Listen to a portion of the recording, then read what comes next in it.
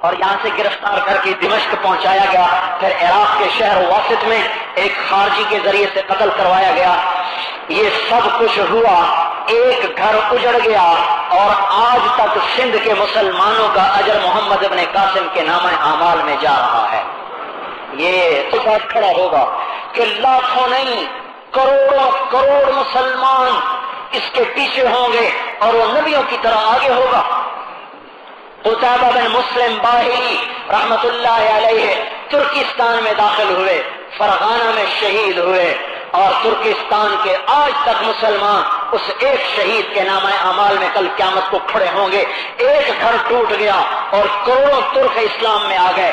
عقبہ ابن نافع رضی اللہ عنہ الجزائر میں شہید ہوئے، اور ایک گھر اجڑ گیا، اور لاکھوں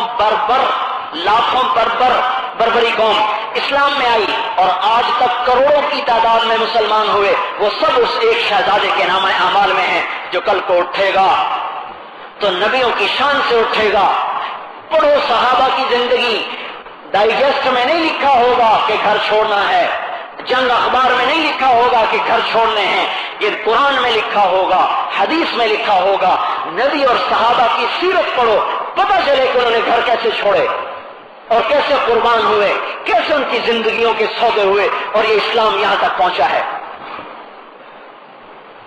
آج ایک آدمی سے کہہ دو امریکہ آپ کو بھیجنا ہے اعلیٰ تعلیم کے لیے، ماں کہے گی کوئی بات نہیں بچہ ہم صبر کر لیں گے چلے جاؤ، بیوی بھی کہے گی کوئی بات نہیں ہم صبر کر لیں گے چلے جاؤ۔ انہوں نے کہا بھائی 4 مہینے کے لیے تبلیغ میں چلے جاؤ، کہاں لکھا ہے ماں باپ کو چھوڑ کے جانا؟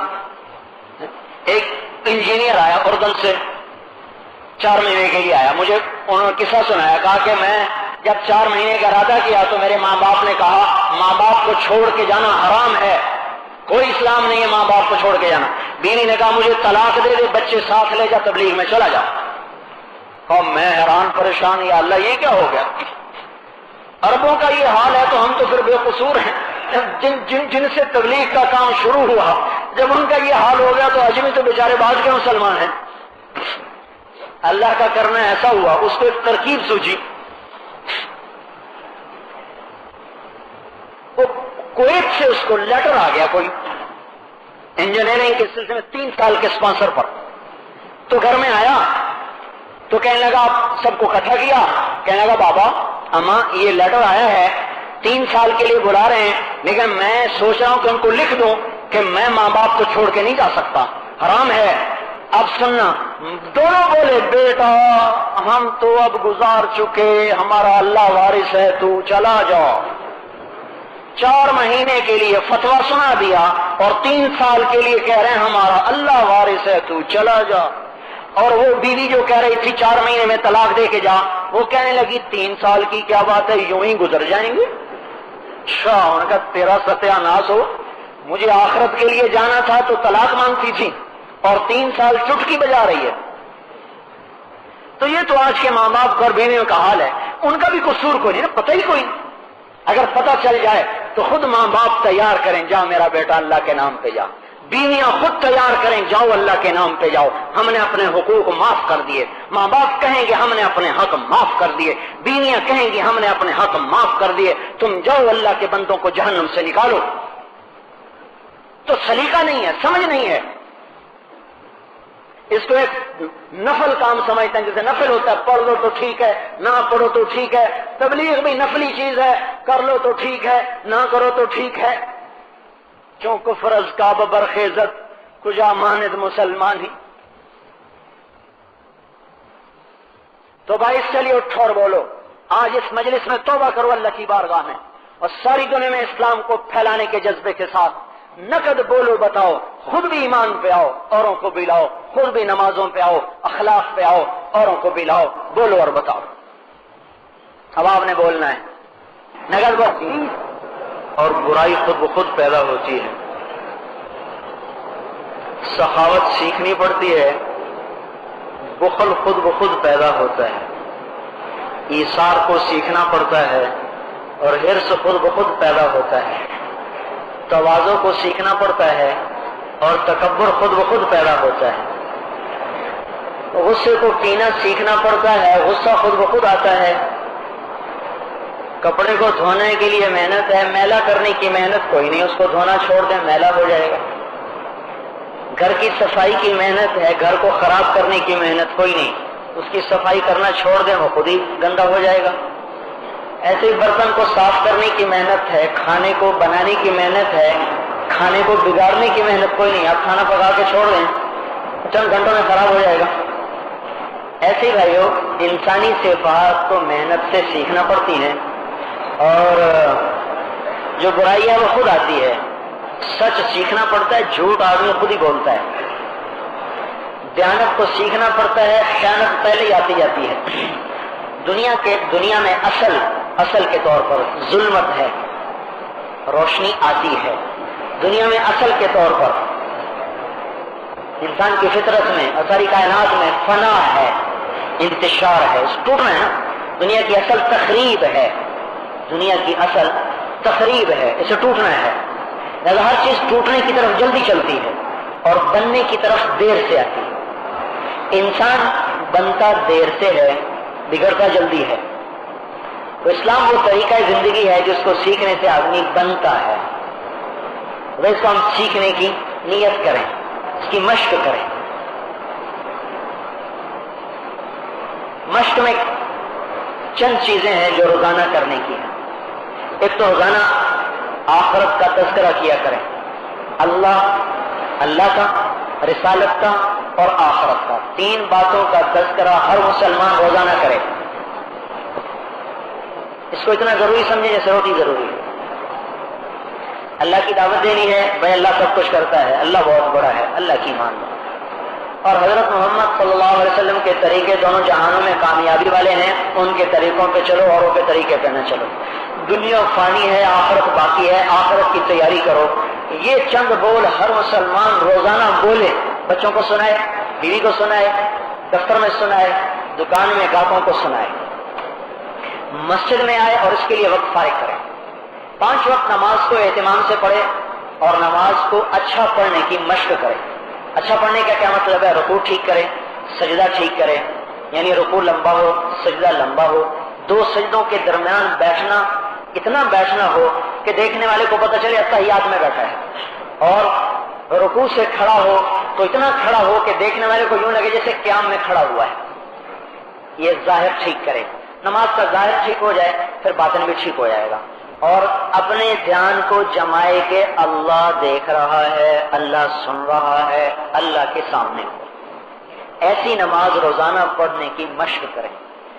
جو یہ نماز سیکھ جائے گا اس کے کام بغیر پیسے کے ہوں گے، بغیر دواؤں کے شفا پائے گا، بغیر پیسے کے ضرورتیں پوری ہوں گی، اور ضرورتوں کے بغیر اللہ چین نصیب فرمائے گا، چیزوں کے بغیر بھی چین نصیب فرمائے گا اور غیبی دروازہ کھولے گا۔ پھر کچھ وقت قرآن کی تلاوت کے لیے فارغ فرمائیں۔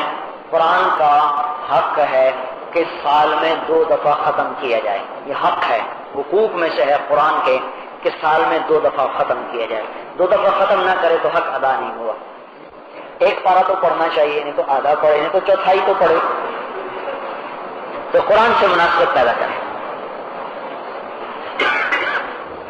اللہ ہم سے ہم کلام ہے، یا ایھا الذین آمنوا جب کہتا ہے تو ہم سے بات کرتا ہے، ایمان والوں تو کچھ کہنا چاہتا ہے۔ کبھی دیکھ لیا کریں کہ یا ایھا الذین آمنوا سے اللہ کیا کہنا چاہتا ہے، کبھی ترجمے میں دیکھا کریں کہ اللہ مجھ سے کیا کہہ رہا ہے۔ جس کو خط آ جائے تو ہم پڑھتے ہیں کہ لکھنے والا مجھ سے کیا چاہتا ہے۔ اللہ ہمیں 1400 سال پہلے سے بلا رہا ہے کہ میرے بندو اے ایمان والو، یا ایھا الذین آمنوا قرآن پاک میں 90 دفعہ آیا ہے یا ایھا الذین آمنوا، ویسے تو 99 دفعہ ہے، ایک دفعہ یا ایھا النبی، یہ قائم مقام یا ایھا الذین آمنوا کے ہے، اذا طلقتم النساء سورہ طلاق میں، یا ایھا النبی کو مفسرین نے قائم مقام یا ایھا الذین آمنوا کے کیا ہے۔ تو قرآن میں کل 90 دفعہ اللہ کہتا ہے اے ایمان والے میری بات تو سن۔ کبھی بیٹھ کے دیکھ لیا کریں کہ اللہ مجھ سے کیا چاہتا ہے۔ صرف 90 باتوں کا مطالبہ کیا ہے اتنی زندگی میں، صرف 90 باتیں، اور ان میں سے بہت سی باتوں کا تکرار ہے۔ مثلا یا ایھا الذین آمنوا اتقوا اللہ، مجھ سے ڈرو۔ یا ایھا الذین آمنوا ادخلوا فی السلم کافہ، یہ دونوں ایک ہی بات ہے، یہ دونوں ایک ہی بات ہے۔ یا ایھا الذین آمنوا اتقوا اللہ وکونوا مع الصادقین، اب یہاں تکرار آ گیا، 3 جگہ ایک بات کہی ہے، یعنی 90 حکم نہیں ہے، حکم بہت چھوڑے ہیں، خطاب 90 دفعہ ہے، حکم اکٹھے کرو گے تو 60-70 ہی بنیں گے۔ اتنے تھوڑی سی اللہ نے ہم سے اتنا تھوڑا مطالبہ، کبھی دیکھا تو کرو اللہ کیا چاہتا ہے. اور کچھ ذکر کے لیے وقت نکالا کریں، اللہ پاک کا ذکر کرنے کے لیے. تیسرا کلمہ درود شریف، استغفار، ایک ایک تصویر کم از کم صبح شام. ذکر سے دل نرم ہو جاتا ہے. یہ حل چلتا ہے زمین میں، زمین نرم ہوتی ہے، ذکر آدمی کرتا ہے دل نرم ہوتا ہے. پھر کوئی جتنا کر لے، ہر عمل کی حد مقرر ہے، ذکر کی کوئی حد کو نہیں، جتنا مرضی کوئی کر لے. اور اپنے حقوق جو بندوں سے متعلق ہیں اس میں بڑی احتیاط رکھیں. کسی کے 4 آنے بھی دبا لیے تو قیامت کے دن کتنی 100 نمازیں دے کر جان چھوٹے گی. 4 آنے بھی دبا لیے کسی کے تو کئی 100، کچھ عدد ہے میرے ذہن سے نکل گیا، کئی 100 نمازیں دے کر تب جا کے جان چھوٹے گی. اور اگر کسی کی ایک بالشت زمین دبا لی تو 7 زمینوں کا توق بنا کے اللہ گلے میں ڈال دے گا. تو حقوق کے بارے میں بہت خیال کریں. کسی سے بددیانتی کر لی، کسی کے ساتھ خیانت کر لی تو نماز معاف نہیں کرا سکے گی، روزہ معاف نہیں کرا سکے گا، حج معاف نہیں کرا سکے گا، مسجدوں میں چندہ دینا معاف نہیں کرا سکے گا، ذکر معاف نہیں کرا سکے گا. یہ بڑا خطرناک قصہ ہے. اللہ کے بندوں سے جو معاملہ ہے، اللہ کا اور بندے کا، اور بندے اور بندے کا. بھائی ہم لوگوں کے حقوق کو خیال کریں، کسی کا حق ذمہ نہ رہ جائے. اپنے ذمہ رہتے ہوں تو کوئی بات نہیں، میرے اوپر کسی کا ذمہ نہ رہ جائے. اس کے لیے اپنے اخلاق کو بلند کرنا پڑے، اپنی صفات کو اونچا کرنا پڑے. تو اس کا خیال کرنا ہوگا تاکہ ہمارے اعمال قبول ہو جائیں. اگر حق مار کے چلا گیا اور قیامت کے دن ایک کچہری لگے گی اللہ کے حقوق کی، ایک ہوگی بندوں کے حقوق کی. اور سب سے پہلے جس چیز کو مقدمے کے طور پہ پیش کیا جائے گا وہ قتل کا مقدمہ سب سے پہلے پیش کیا جائے گا. ہر مقتول اپنے سر کو ہاتھ میں لے کر اللہ کے سامنے کھڑا ہو کر کہے گا یا اللہ اس قاتل سے پوچھ کے مجھے کیوں قتل کیا تھا. اور ایمان مسلمان کو قتل کرنا قتل ناحق، اس کی سزا ابدی جہنم. اللہ نے قرآن میں لکھا ہے ابدی جہنم، خالدن فیہا، ہمیشہ جہنم میں جلے گا.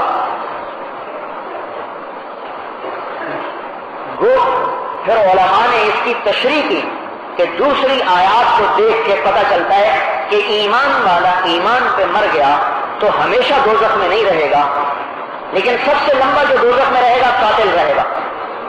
سب سے لمبی سزا جہنم کی وہ قتل والے کے لیے ہے. تو سب سے پہلے قتل کی کچہری کھلے گی. 4 آنے پہ مار دیا، ایک گالی پہ مار دیا، سمجھے گالی کی جیسے انسان نہیں مارا، مچھر مار دیا. تو بھائی اللہ سے ڈریں، اللہ کے بندوں کی حرمت کا خیال کریں. مظلوم کی آہ اللہ کے عرش کو ہلا دیتی ہے، چاہے کافر کیوں نہ ہو. چنگیز خان پر مسلمانوں نے پہلے ظلم کیا، چنگیز خان کے قافلے کو لوٹ لیا. انیل جٹ یہ سردار تھا علاؤدین خارزم کا، اس نے تاتاری قافلے کو روکا، ان کو لوٹا، ان کی عورتوں کو.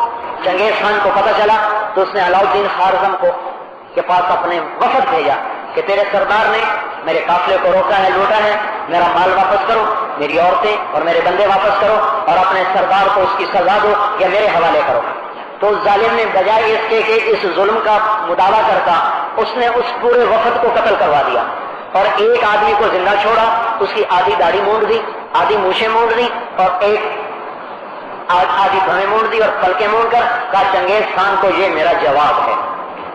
اس وقت چنگیز خان بیکال جھیل جو روس میں ہے اس کے کنارے شکار کھیل رہا تھا.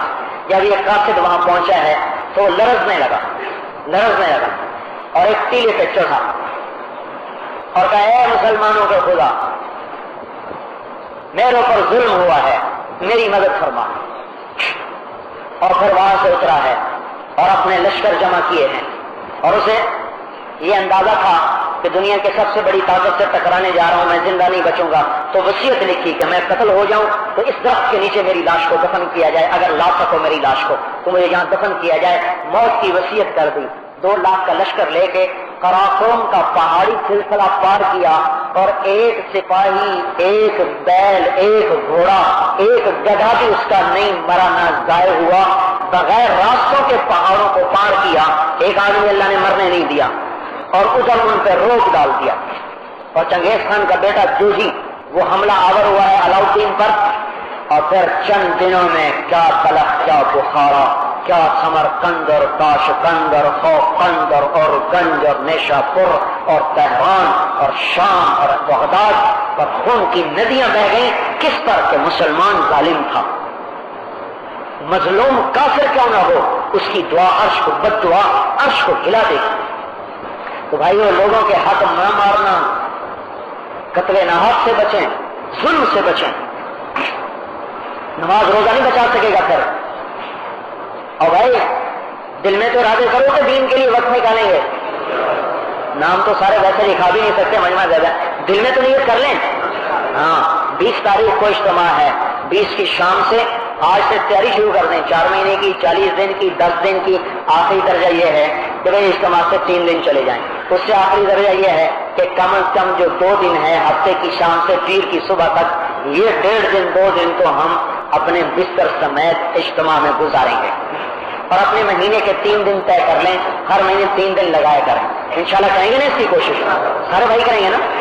اور بھائی توبہ کرو اور اپنے گھر والوں سے بھی کراؤ اور اللہ پاک کو راضی کرنا مقصد بناؤ. ٹھیک ہے نہیں؟ اللہم لک الحمد کما انت اہلہ وصلی علی محمد کما انت اہلہ وفعل بنا ما انت اہلہ انک اہل التقوی واہل المغفرہ انک اہل التقوی واہل المغفرہ. ربنا آتنا فی الدنیا حسنہ وفی الآخرۃ حسنہ وقنا عذاب النار. اللهم وفقنا لما تحب وترضى واجعل آخرتنا خیرا من الاولى. اللہ اے زمین آسمان کے اللہ اور اے ساری کائنات کے تنے تنہا بادشاہ، یہ اتنے بندے کمزور بھی، عاجز بھی، ناتواں بھی، گناہوں میں ڈوبے ہوئے، ہر طرف سے ٹھکرائے ستائے ہوئے، اس غفلت کے ماحول میں جبکہ چاروں طرف تیرے حکم ٹوٹ رہے ہیں، تیرا دین مٹ رہا ہے، یہ اتنا مجمع تیرے سامنے ہاتھ اٹھائے ہوئے ہے. ان میں سفید بالوں والے بھی ہیں، ان میں وہ جوان بھی ہیں جو تیری عبادت میں لگے ہیں، معصوم بچے بھی ہیں. یا اللہ ہم اتنے تیری بارگاہ میں ہاتھ اٹھائے ہوئے ہیں، اتنے بندے کسی بخیل کے دروازے پر چلے جائیں تو وہ بھی شرما کے ان کی حاجت پوری کر دے. تو ہے ہی سخی، تیرا نام سخی، تیرا کام سخاوت، تیرا نام رحیم، تیرا کام رحم، تیرا نام عفو اور تیرا کام معاف کرنا. ہم تیری بارگاہ میں تیرے ہی صفات کے طفیل اور تیرے حبیب کی مبارک صفات کے طفیل معافی مانگتے ہیں. ہمیں معاف کر دے، ہمارے جرم بہت زیادہ ہیں، تیری رحمت کے مقابلے میں کچھ نہیں ہے. اے اللہ ہمیں عذاب دے کر تیرا ملک زیادہ نہیں ہوگا، ہمیں معاف کر کے تیرا ملک کم نہیں پڑے گا. یا اللہ تو ہمیں معاف کر دے، ہمارے ذوق پر رحم فرما. ہم نے اپنے نفسوں پہ ظلم کیا، تو نے آنکھیں دی، ہم نے غلط دیکھا، تو نے کان دیے، ہم نے غلط سنا، تو نے زبان دی، ہم نے جھوٹ کو آپ زبان پہ جاری کیا، تو نے ہاتھ دیے، ہم نے ظلم کیا، تو نے پاؤں دیے، ہم اس سے غفلت کی محفلوں میں گئے، تو نے دماغ دیا، ہم نے غلط اسکیمیں چلائیں، تو نے دل دیا، ہم نے اس میں تیرے غیر کو بسایا. یہ وجود ویسے بھی غلاظت میں بھرا ہوا ہے اور اے اللہ تیری نافرمانی کی غلاظت سے بھی بھرا ہوا ہے. ہم اس گندگی کے کیڑے کی طرح ہیں جو جہاں سے گزرتا ہے غلاظت کی لکیریں چھوڑتا چلا جاتا ہے. یا اللہ اپنے فضل سے ہمیں معاف فرما دے. یا اللہ تو دیکھ رہا ہے ہماری بے بسی کو، ہمارے ذوق کو، ہمارے عجز اور عاجزی کو. یا اللہ ہم بے بس ہو گئے ہیں، چاروں طرف سے ستائے ہوئے ہیں. اے اللہ تیرے حبیب کی امت آج بھیڑ بکری سے بھی زیادہ بے قیمت ہو گئی ہے. بھیڑ کو مارتے ہوئے بھی رحم لوگ کرتے ہیں، تیرے نبی کی امت کا خون بہاتے ہوئے آج کسی کو رحم نہیں آتا. یا اللہ ہماری حفاظت فرما، ہماری عزت کی، ہماری جان کی، ہمارے مال کی، ہماری اولاد کی، ہماری آبرو کی. چاروں طرف ظلم کا راج ہے، چاروں طرف قہر ہی قہر ہے. اے زمین و آسمان کے قاہر، ان زمین کے جابروں پر اپنی جباری کو ظاہر فرما. اے زمین و آسمان کے جابر، ان زمین کے جباروں پر اپنی جباری کو ظاہر فرما. اے زمین و آسمان کے قہار، ان زمین کے قاہروں پر اپنی قہاری کو ظاہر فرما. ہماری بے بسی پہ رحم فرما، ہمیں مزید ذلیل ہونے سے بچا لے. اس سے آگے اور کوئی سطح نہیں ذلت و رسوائی کی. بے شک یہ ہمارے گناہوں ہی کی سزا ہے، ہم اس سے زیادہ کے حقدار ہیں یا اللہ، لیکن ہم تو تجھ سے تیرا انصاف طلب نہیں کرتے، تیری بارگاہ میں عمل لے کے کون پار ہو سکتا ہے؟ تیری بارگاہ میں عمل پر کون پار ہو سکتا ہے؟ ہم تو تجھ سے تیری رحمت کے طلبگار ہیں۔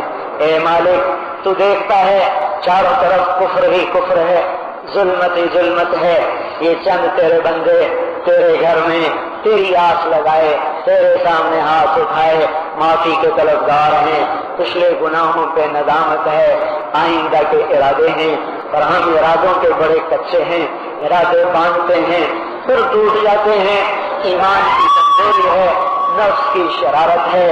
یا اللہ ہمارے حال پہ رحم فرما دے، ہمارے حال پہ رحم فرما دے۔ آخر ہر رات کا اندھیرا تو سورج کے ذریعے سے دور کرتا ہے، یہ کفر کی رات کا اندھیرا تو ہدایت کے سورج سے ختم کر دے۔ ہماری نسلیں برباد ہو گئیں، وہ نوجوان جنہوں نے قرآن پڑھنے تھے آج وہ گانوں پہ لگ گئے، جن کے قدم تیری طرف اٹھنے تھے وہ رقص میں اٹھنے لگے، جن ہاتھوں میں قرآن آنا تھا ان ہاتھوں میں سارنگیاں آ گئی، جو ماتھے تیری بارگاہ میں جھکنے تھے وہ تکبر سے اٹھنے لگ گئے، جو آنکھ تیرے لیے روتی تھی وہ خشک ہو کے رہ گئی، جو دل تیری محبت میں دھڑکتے تھے وہ آج مر کے رہ گئے۔ اے اللہ، تو مردہ زمین کو سرسبز کرتا ہے، بنجر زمینوں کو آباد کرتا ہے، یہ ہمارے بنجر دل بھی تو اب آباد کر دے یا اللہ، اپنی محبت ہمارے دلوں میں اتار دے۔ ہم آج بھی سے ساتھ تیری بارگاہ میں مانگتے ہیں یا اللہ، ایک سجدہ بھی تیری محبت کا آج تک نہیں دے سکے، ایک رکعت تیری یاد میں آج تک پڑھ نہیں سکے، تو ہم کیا دعویٰ کر سکتے ہیں یا اللہ؟ ہمارے سجدے بھی خراب ہوئے دنیا سے، ہماری نمازیں بھی خراب ہوئی دنیا سے، یا اللہ اس ظلمت سے ہمیں نکال لے، ہم تو گرے ہوئے ہیں اور ڈوبے ہوئے ہیں، اپنی رحمت کی رسی ڈال دے اور اس گناہوں کے سمندر سے ہمیں نکال لے، ہمارے گندے دلوں کو بھر دے، اپنی محبت و معرفت سے بھر دے، اپنے تعلق و قرب سے بھر دے۔ آج سارا باطل ایک ہو چکا ہے اور تیرے حبیب کی امت کو مٹانے پہ تلا ہوا ہے یا اللہ، ہمارے پاس کوئی عمل نہیں، تو ہمارا سہارا بن جا، تو ہمارا آسرا بن جا، اے بے سہاروں کے سہارا اللہ، اے جس کا کوئی نہ ہو تو اس کا ہے، جس کی کوئی امید نہ ہو تو اس کی آخری امید ہے، جس کا کوئی سہارا نہ ہو تو اس کا آخری سہارا ہے، تو ہمارا سہارا بن جا، ہماری آس بن جا، ہمارا آسرا بن جا یا اللہ۔ چاروں طرف سے آفات نے گھیرا ہوا ہے، ہم گر چکے ہیں، ہم مٹ چکے ہیں یا اللہ، ہمارے حال پہ رحم کر دے۔ چاروں طرف چھائے ہوئے ہیں، بے چینی چھائی ہوئی ہے، ہمارے اس جھوٹ کے رونے دھونے کو قبول کر لے، ہمارے اس جھوٹ موت آنسوں کو قبول کر لے اور ہمیں اپنا بنا لے، ہمیں اپنی حفاظت میں لے لے، جیسے مرغی اپنے بچوں کو پروں تلے لے لیتی ہے، ہمیں اپنی رحمت کے سائے میں لے لے، ہمیں ہمارے دشمنوں کے حوالے نہ فرما، ہمیں ہمارے دشمنوں کے حوالے نہ فرما یا اللہ، تو اپنے دین کا خود نگران بن، ہمارا بھی نگران بن، ہم تو کچھ بھی نہیں ہے، ہمارا کچھ نہیں ہے، تو سب کچھ ہے، تیرا سب کچھ ہے یا اللہ، ہمارا والی بن جا، نصیر بن جا، وکیل بن جا، حسیب بن جا، رقیب بن جا، نصیر بن جا، حفیظ بن جا، ہم کچھ نہیں، بے حیثیت ہیں، اے سب کے مالک اور خالق، اور اے ابراہیم خلیل کے خالق، اور اے موسیٰ کلیم کے سے کلام کرنے والے اللہ، اور اے محمد مصطفیٰ کو حبیب بنانے والے اللہ، ہمیں بھی اپنا محبوب بنا لے، ہمیں بھی تو اپنا بنا لے، ہماری دنیا بھی بنا، ہماری آخرت بھی بنا، ہمارا یہ جہان بنا، ہمارا وہ جہان بنا، تو اسلام آباد کو اسلام آباد بنا دے، یہاں سے کفر کی زندگی مٹا دے، یہاں سے کفر کی اسکیموں کو مٹا دے، باطل کی طرف کو ناکام کر دے، یہاں کے ہر بندے کو اسلام کا نمونہ بنا دے، ہر بازار کو گھر کو اسلام کا نمونہ بنا دے، جتنے آنے والے باہر کے لوگ ہیں انہیں دیکھ دیکھ کے مسلمان ہوں، اس کی ترتیب کو قائم فرما دے، یہاں کی عورتوں کو صحیح مسلمان بنا دے، یہاں کے مردوں کو صحیح مسلمان بنا دے یا اللہ۔ ان کی استعدادوں کو پوری دنیا میں اسلام پھیلانے کے لیے قبول فرما لے. ربنا آتنا فی الدنیا حسنہ وفی الآخرۃ حسنہ وقنا عذاب النار. صلی اللہ تعالی علی النبی الکریم. آمین برحمتک یا ارحم الراحمین.